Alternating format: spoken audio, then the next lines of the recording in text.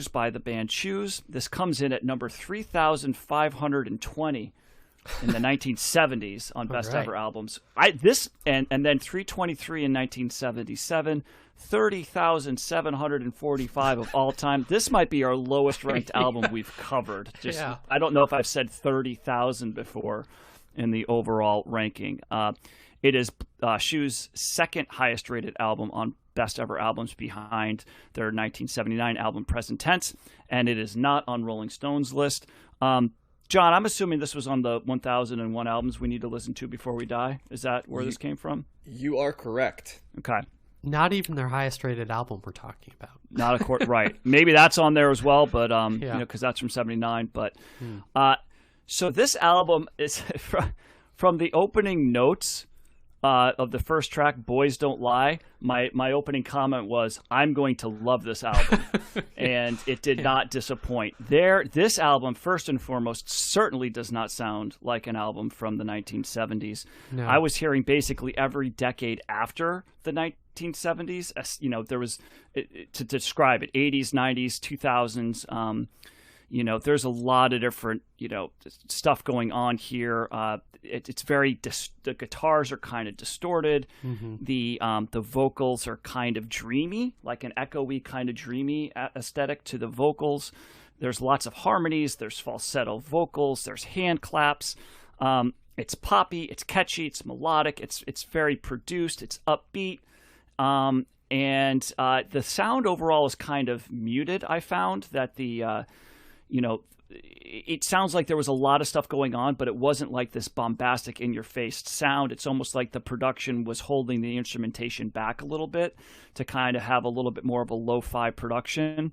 So it could have been a fuller, louder type sound, but I love this album. This is a very cool listen, and I had never really heard this band before. I'm hearing all kinds, not just 80s and 90s stuff, but more recent bands like I'm hearing remnants of Tame Impala, the Ravenettes, the Arcade Fire, Beach House, these kind of fairly, more relatively modern indie rock bands in here, and just really great music here, really, really catchy, and I just loved it from start to finish, and I couldn't believe it. I was like, how did I never hear of this? And then I'm looking at the ratings here going, why is this ranked so low? Like, this just seems ahead of its time.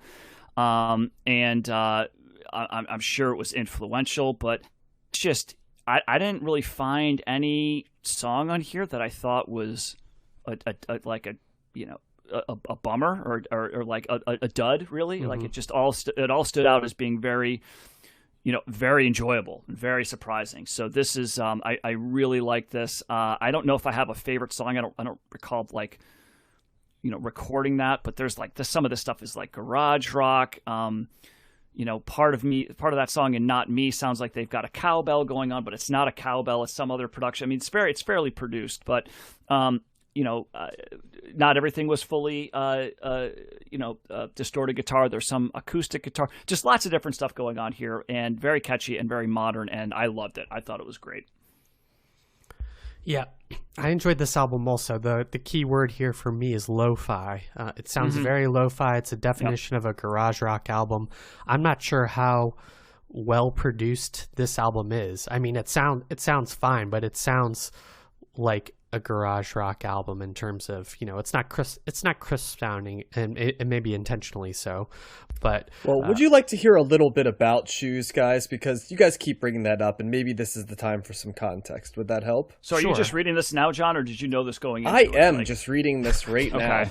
I didn't know Shoes. Wait, I would like to add. Yeah, you didn't. John, did you know this at all? Like the band at all before this? I did not. But so we're all neophytes here. We are all neophytes, and staying in the best 1001, 1001 albums before, it always yields us some interesting surprises, doesn't it? That list. So a little bit about Shoes right now. It is three guys: Jeff Murphy, Gary Klebe, I believe, Klebe, Kleber Klebe. I apologize in advance if it's the other, and John Murphy. They're from Zion, Illinois, and they bought a 4-track. That's sort of their origin story, right? They loved pop music, and they found a drummer by the name of Skip Meyer and started putting songs on tape in Murphy's living room, with all the, as it says on AllMusic, with all the care their primitive circumstances would allow. The results were intended to be used only as a demo, but it eventually attracted the attention of PVC Records, who gave the homemade set a nationwide release. So that might be what you're hearing, guys. I thought I'd share that because it literally is as low tech as it gets in terms of stuff. It's just, them recording into it with guitar lines, harmonies, and stuff like that. Now I'll save my take for later, but go ahead, Josh. I just wanted to share that because I thought it would be instructive. Yeah, thank you. So you definitely get that sound, which I enjoy for the most part. A lot of my favorite bands have that lo-fi sound. I love the distortion on the guitars here. I heard noise rock as well, or at least the beginnings of noise rock. I guess the closest band that we've talked about that's kind of akin to this, at least in work ethic, would maybe be like Big Star or something, in terms of maybe influence, but also just kind of DIY sort of nature of the band. The high-pitched vocals, I think there's only one singer, primary singer. That kind of wore on me after a little bit. There wasn't a real lot of range in his voice, so his voice sounded the same throughout, but I really liked all of the music that was going on. Like Matt said, this album could be from any decade. It's really music is very circular at this point, and I wouldn't be surprised if some teenager is finding shoes now and basing their music on what they sound like. It's kind of amazing how in compare and contrast again, this is the same year that the Ramones album came out, which is Head and Shoulders way more popular than the Shoes album is, and it's just kind of a completely different world that these two bands are in, but in the same year. So it's just interesting in that way. Sometimes the guitar even sounds like it's not even plugged into an amp. It's just like an electric guitar being played as an acoustic or something. It's very interesting in that way. I do like that you can tell their love of pop music is in here. They are playing maracas at times too, and Matt said the hand claps, and they are trying to make it a poppy sound, but they're also adding this edge or echoey quality to them, the dreamlikeness. So they're doing something interesting here, and this was a very pleasant sound to me. I mean, I would say too about the production though. There was some, when I say produced, like I remember there was like sounds of like a flanging kind of like in and out type of sound. So it's not totally stripped down, but there's some effects that they throw in there as well. But it's certainly calculated and probably also because of the equipment that they had, because it was, but it does look like this is their fourth album perhaps. So they had been around actually. Their first album looks like it came out in 1974. So just to put that out. So okay. Well, it's interesting to do that little bit of research because you guys both mentioned two bands that sort of jumped out to me, and Big Star for sure. They're raw, right? And they come in from a different standpoint, but they do have elements of Big Star where they have non-traditional hooks, but also can write traditional pop songs. But the guitars are a little bit more distorted. Matt mentioned Tame Impala, who I heard a lot in this. Lots of Tame Impala, and that's actually the first band I thought of when I listened to this. But they're not an exact replica of either of those bands, by the way. No. They kind of operate their own lane. It's interesting reading the bio because we talked about like who's the bio sort of like. It's sort of like if you had three guys and they all were Boston, you know what I mean? Tom Scholes, right? Like, doing this DIY thing. Now, not sound, but the same basic idea, right? Like we're going to kind of do it off of the like our own things and our own recording and kind of stay out of the spotlight and stuff like that.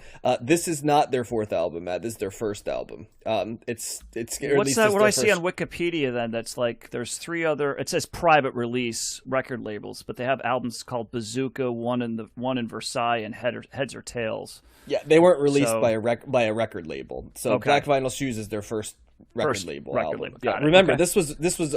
I'm guessing that those were also demos because remember, like it said in that thing, this was intended to be a demo too, and then it just happened to get grabbed and released, right? So that's that. I really like this album quite a bit. It was the rare surprise for me because I'd say 80% of the albums we've covered I'm either familiar with or have an idea of what I'm going to be listening to. Yeah. It's the rare albums when I'm not prepared for it. And to be 100% honest with you, in the 70s opposed to the 60s, a lot of times that hasn't lent itself well to me. Like when it doesn't sound like it's like, I don't know how I feel about this. This is one where I love the late 70s because I love the fact that everything's either post or proto to some degree. Like you hear elements of everything. This is like post pop, you know what I mean? And like that power pop that's the continuation of the pop that was done in the 60s, right? And this is like the 70s version of it. And we talked about Big Star, but like Badfinger, Big Star, all stuff like that. That's like a continuation of like pop music in the 70s.